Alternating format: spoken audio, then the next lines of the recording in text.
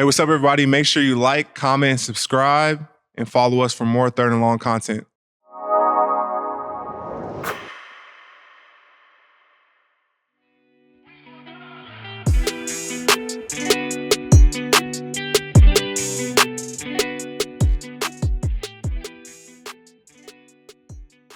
What's good, everybody? This is Arik Armstead, and welcome to another episode of Third and Long, week 3 of season 2. First and foremost, I want to say appreciate you. Thank you for the support.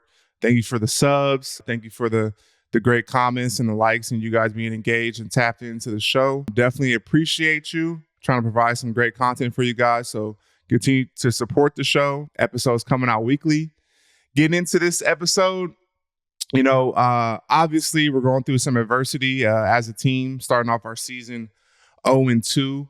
And, with that, I feel it's never a time to hit panic mode, and no one's hitting panic mode. And, I saw some comments of, get off the pod, focus on football, those type of things. But I've been in this situation before, and, I'm going to continue to do the pod. I'm going to continue to do this show because, one, when adversity strikes, I feel that you need to be consistent. I feel that it's imperative to remain, yourself in the heat of battle and when adversity strikes. And so we're going to continue to do the show, of course, and provide great content. And just because adversity strikes, it's not a time and a moment to, completely change what you're doing and, just abort the mission. Sometimes you got to stay the course and continue to fight through the tough times that are going to come. And last year I did this show and, we had lost 3 games in a row, and it's not difficult to do the pod and come on here and talk about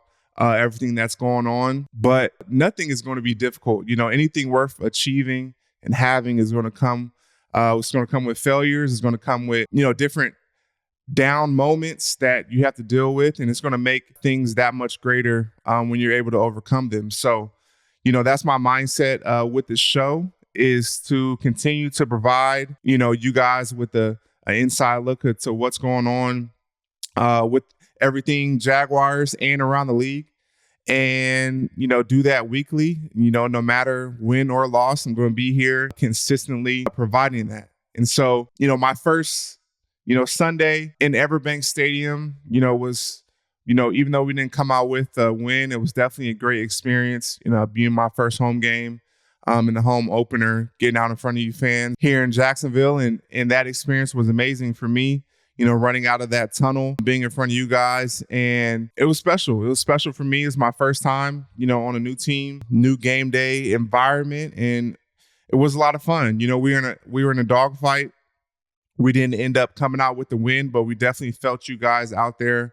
On Sunday, we felt your energy and your emotions, and, game day brings out so many emotions for us as players and coaches, and you guys as well too, in the stadium or even watching at home. I know it brings out a lot of emotions because you care about this, you care about the game, you care about, your Jags, and we care about, the brand of football that we play too. And, there's a lot of emotions on game day, good and bad. And it's all part of that experience of being a fan and being a player and being a coach or however you're involved with the team. But my first experience was a good one, just to take that field and be out there. It didn't feel good losing, but it definitely felt good to, take that field in front of you guys. And we came out in our all white uniforms, which I thought were super dope. Came out with a fresh, clean look. And, that was one thing I was excited about joining the team, was our uniforms and everything to do with that, all the different combinations we have. And so kicking it off right with a fresh look, definitely wish that we could have came out with the win and played better football. But, the saying is, you look good, you feel good, and you play good. And so that's what we're going to try to continue to do. Our equipment staff is amazing, and they come up with some of the best uniform combinations and things that we do. So I'm excited to see what's in store in that department. And definitely we got that part taken care of, what we wear out there. Getting into the game definitely was a hard fought battle. It was a game that I kind of anticipated it definitely being a slugfest battle, defensive game. Kind of felt that it was going to be that type of game. You add in the elements, the rain, all those different things. I felt like it was going to be that type of game. And, I definitely feel like we got off to a slow start on offense and defense. And, Cleveland definitely was controlling the game for majority of the first half. And, for us, you always want to start a game fast. You always want to get off to a good start.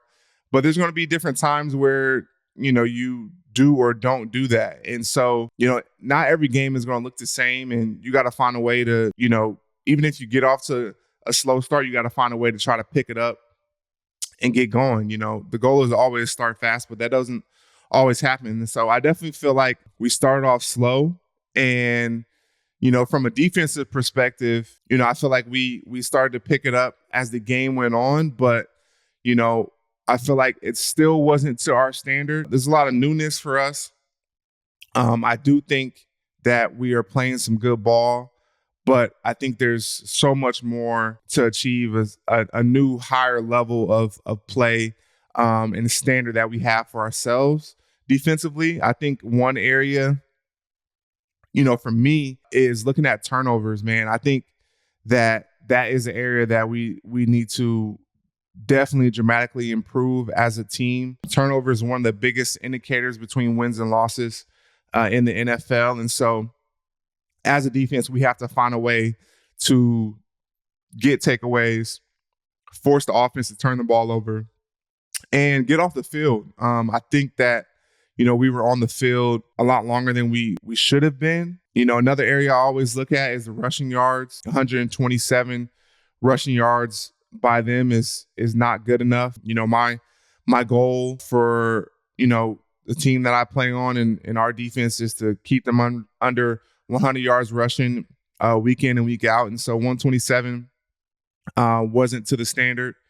But there was definitely some things to be encouraged about. I feel like we got very timely stops. And as the game started going on, we were able to get pressure on Deshaun. We were able to, get 3 and outs and knock them back. And, definitely got some very timely stops, which is something to be encouraged about. I was definitely encouraged by a lot of the performances by my teammates. I think guys showed up on Sunday and played some pretty good ball. Josh Hines Allen, I definitely think showed up and, showed the type of player that he can be in, consistently affecting the run and pass game down in and down out. I think Foye had an amazing game, definitely showed up. Lloyd showed up. Monteric Brown showed up on defense for us, had a huge game in the absence of Tyson Campbell.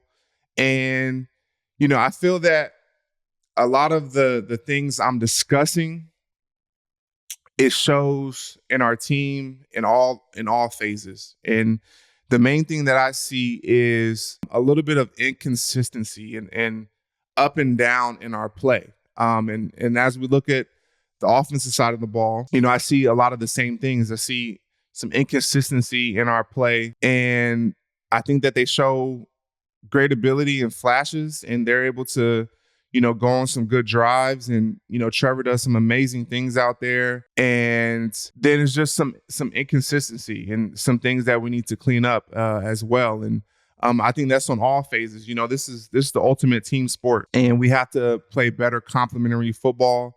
We got to be consistent on defense, offense, and special teams, and we can't have these ups and downs. You got to be who we are, and you got to make who you are show down in and down out, game in and game out. And right now, what I'm seeing is just inconsistencies. But what I am encouraged by is the next man up mentality that our team has. And, we dealt with some injuries this week all over offense and defense. And I mentioned Monteric Brown stepping up in the absence of Tyson Campbell. I think he showed up and played a great game. Brenton Strange, Evan Ingram, had something going on and was unexpectedly unable to play. And Brenton Strange showed up in his absence and played a great game and was ready for his moment. And those performances by guys, who weren't expecting to kind of be in that role and their role increase, and those opportunities you have don't always come, but I'm glad that those guys were able to have great games and show what they could do. And that's how the NFL works. It's a next man up league, and guys have to be ready regardless of the situation. And so I'm definitely proud of those guys. They had amazing performances. Brenton Strange, 3 catches, 65 yards, showed up, making plays. And Monteric, he had 11 tackles, a few big hits, showed up, was flying around. And that was great to see. Offensively, Brian Thomas Jr. Had a big 66-yard catch. Trevor took a shot, found him deep down the field, and that was a huge play, huge momentum shift in the game where, we didn't have much going, and them making that huge play like that sparked us on defense. It sparked the team. And Brian Thomas has that capability. He's only a rookie, but his future is definitely bright, and he has the capability of making huge plays in this league. And so I'm excited, to see what he can do for the rest of the year. And that just shows also too, like the type of ability that we have as a team, but just the lack of consistency to sustain drives and get off the field on defense. And so I think that is the thing for us, is being more consistent. I think if you look at, our 2 losses, we have plenty of opportunity to win these games. And it just the lack of consistency, which led to us losing. And, this league is, they say football is a game of inches, and it's the most truest thing, because the margins between teams aren't dramatic. More games are won and lost by three points. And that means that the difference between the teams aren't that big. And so week in and week out, you're going to have these games that are super close, hard fought. You're going to play against an opponent who is equally matched, not a big difference. And how do you pull those games out? And that's by being consistent and being who you are, and not having those up and down flows to your team. And so that's where I think we can definitely improve upon. And we look forward to getting better in that capacity.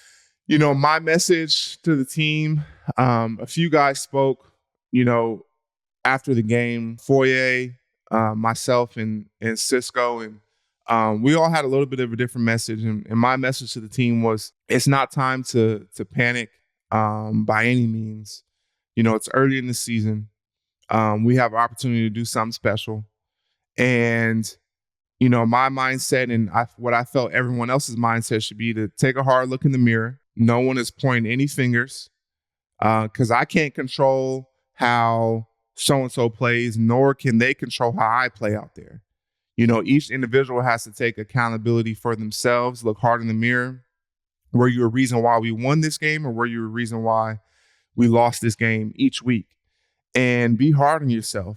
Just because your mistakes don't get magnified and talked about like somebody else's mistakes, those same mistakes, can decide wins and losses as well too. So, be hard on yourself. Just don't try to skate by and like, oh, my mistake didn't blow up and no one really saw it. Like I'm good. Like, no, clean up what you can control, what you can control, and that's being the best version of yourself. And that's what you do away from the building, how you practice, how you sleep, how you take care of yourself, how you your mindset when you step into the stadium, and all those things are in your control as a player to help your team win. And that's always been my mindset. I look hard at a game and how could I have helped, and I think that should be each individual's mindset on our team, coaches, and everyone included. We're all in this together. We win together, we lose together. And you got to take a hard look at what can you do individually to help our team win. Looking at my game, I had a big play on third down, getting out and chasing down David Bell and getting him on the ground. And, I tackled him and I ran straight off the field. It was a big play, high five.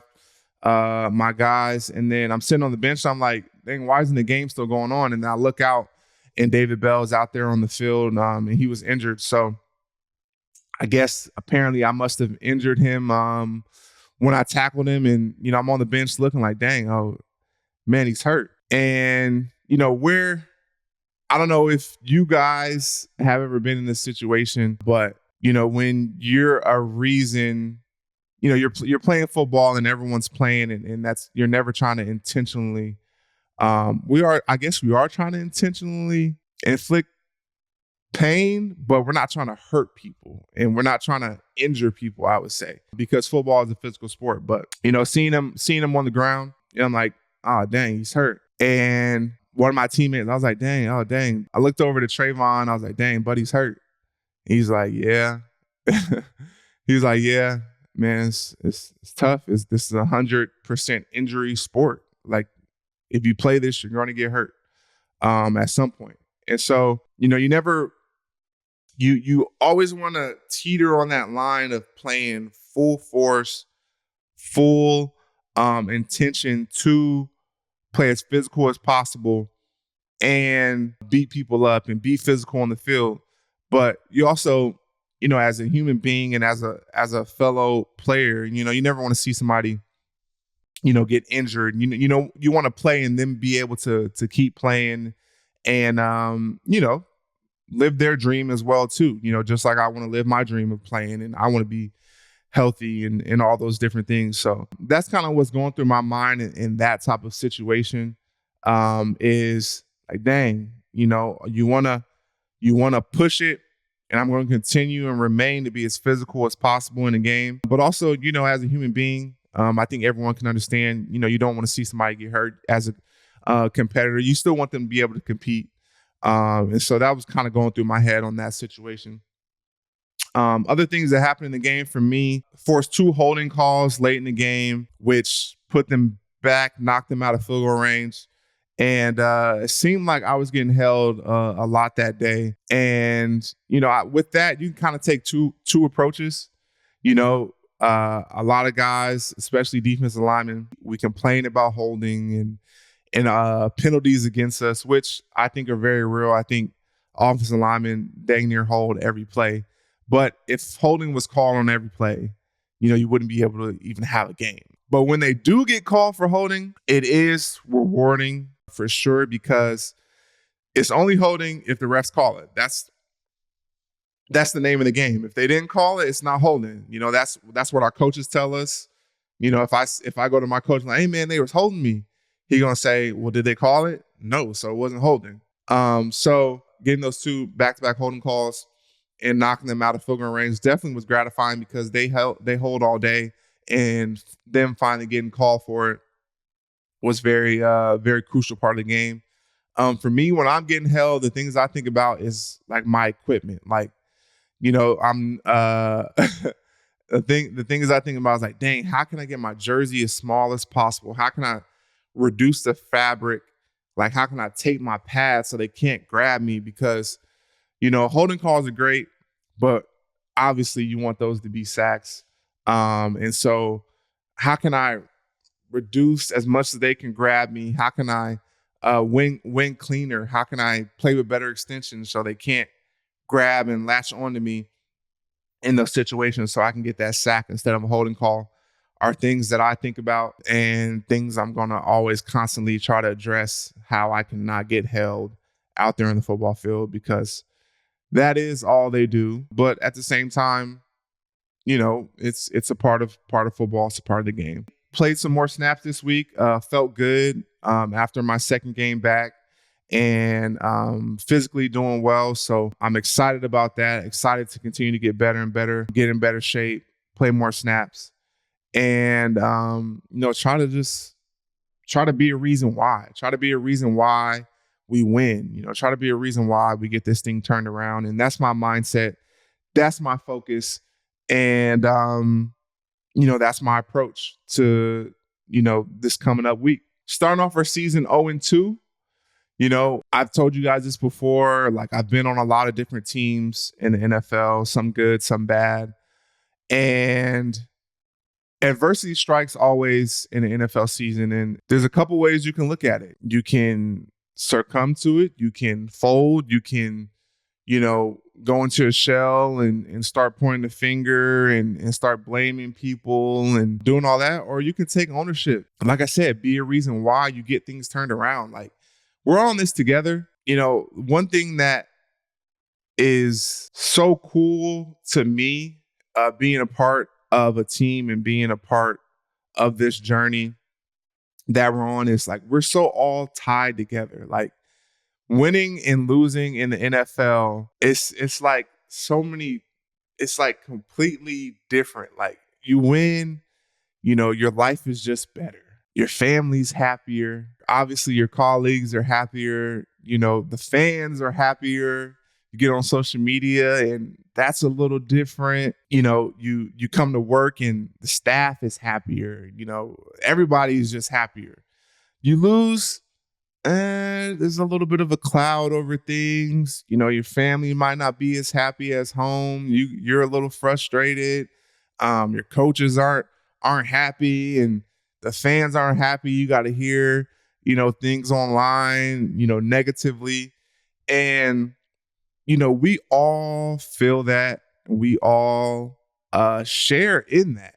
And the things that I do out there on the football field indicate everyone else is on the team happiness and everyone else in the organization and the fans. And the thing, though, that is that we're all in this together.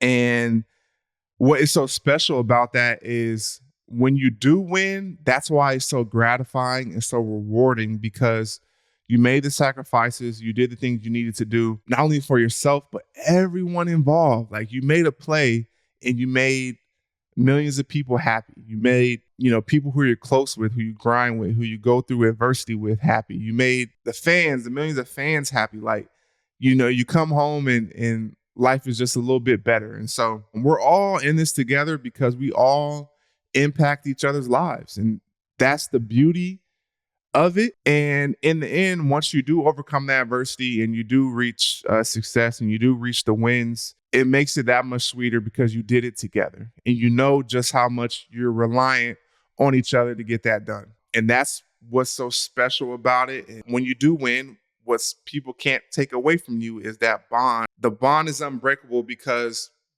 you went through some things together. You know how that guy across from you helped your life, and you know how you helped their life. And it's just an unbreakable bond. And so, this league is tough week in and week out. There are teams, who were Super Bowl contenders who are starting off 0-2 just like us. And this league has a lot of parallels to it. Week in and week out, you can see good teams lose. And so this is no time to hit panic mode. It's time to hit sense of urgency and turn up the grind, turn up the level of detail, turn up, the focus. It's not time to hit panic mode. It's time to turn up the focus and continue to lock in on this journey and realize that there's some greater things on the other side of this adversity. Looking ahead to next week, Bills, Monday Night Football on the road in Buffalo, another AFC opponent, a team that is starting off their season very well, 2-0. Josh Allen, of course, one of the best quarterbacks in the NFL. It's going to be a huge challenge for us. The things I'm thinking about in a primetime game, everybody watching, is an opportunity for us to get things turned around. And what a better opportunity than on primetime in front of the world to play the brand of football that we want to show the world. And, we're going to have definitely a tough test. And the things that are going to come up in this game are the things that are going to be week in and week out. And I think that if we can show that we can play consistent football, if we can play complementary football, I think we have an opportunity to beat anybody in this league. And the Bills are going to be a huge test for us in front of the world. And I'm excited to get it going. There's going to be talks of it. Is this a must win? I think each week in the NFL is a must win. It's like you put so much into the week, so much preparation, so much emotion and effort, and you put your body on the line, and you do all that to win. And you do all that to have that feeling of being a winner. And so each week is a must win.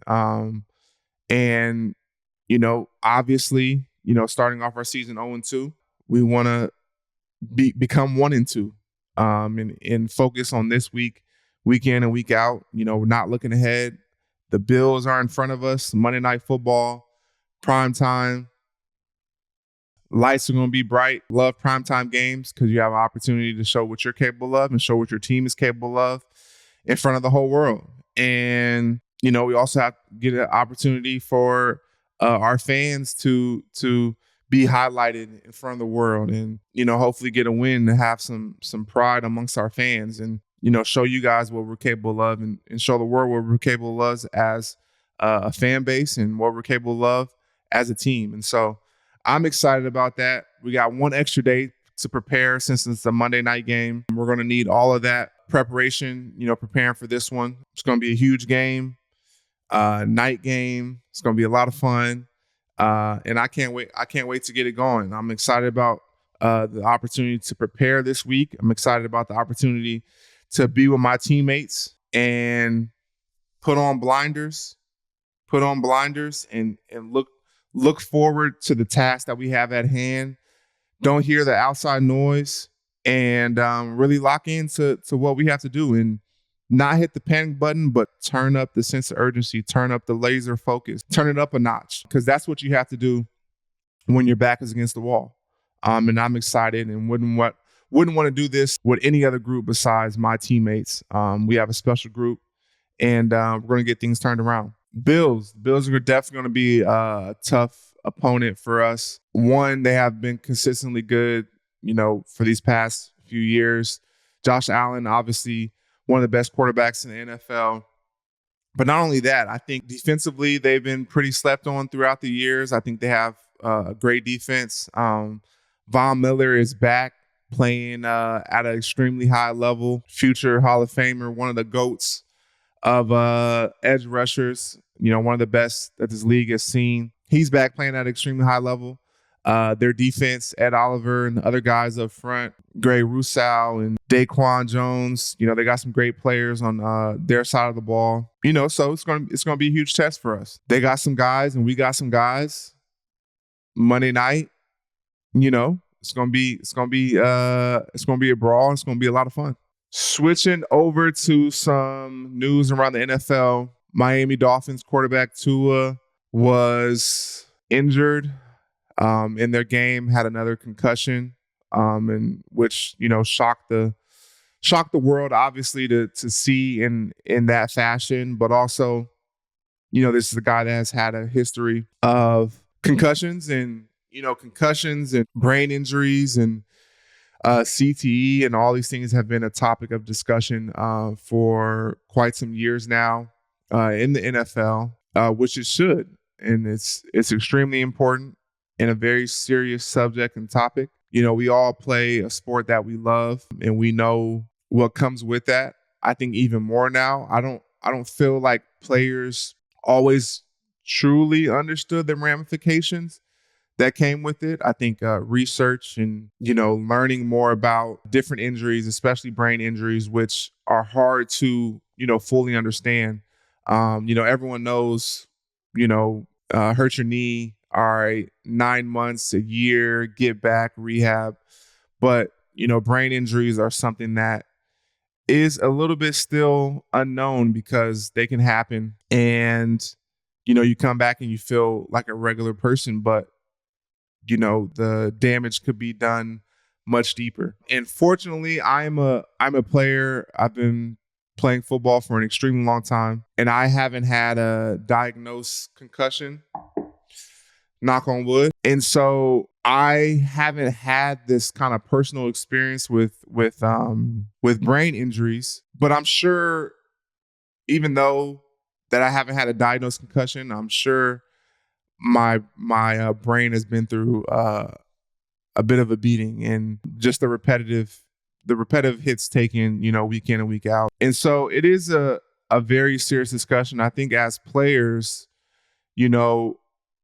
it's never for us to kind of tell someone else what to do and how they should feel. I think individually, like me being a player, I wouldn't want that. And every situation is different. And as a player, it's a very sensitive, hard topic to discuss not being able to play anymore. And I definitely think that he has to, and I know he will take everything into account and make the best decision for him and his family. And that's truly what is most important. Our careers, they're ours. They're once in a lifetime. Once it's over, it's over.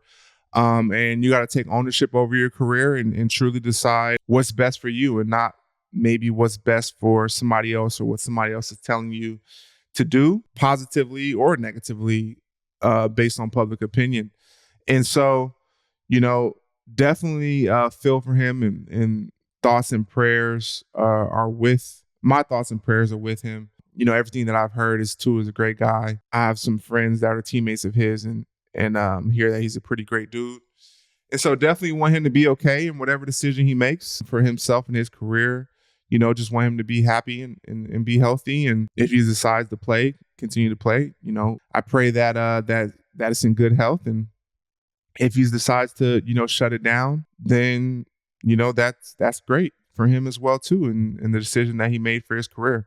I think we've seen, this different situations like this, happen before. And then, there's guys that, didn't even wait kind of to get multiple concussions to kind of shut it down. There was, once they felt, they had the information that they needed, they kind of shut it down and retired. And so it's not for anybody to say what any players should do. They have to make the best decision for themselves, but just know that, people are, supporting and praying for him and rooting for him and whatever decision that may be. He's a young guy with a lot of life to live. And I think he can add a lot more to football as well if he decides to come back, and praying that he stays healthy. And also, if he doesn't, he can add a lot to life in general as well too. So hate to see that. Hate to see, a guy experiencing that, and, praying and hoping that hoping he's doing well and feeling better, and makes it the best decision for him. That's a wrap for another episode of Third and Long. Appreciate you guys tapping in. Don't forget to hit the subscribe, comment, like button. Anything on the show that you guys want me to add or discuss or talk about, feel free to let me know in the comments. This is Arik Armstead, and I'll see you on another episode of Third and Long.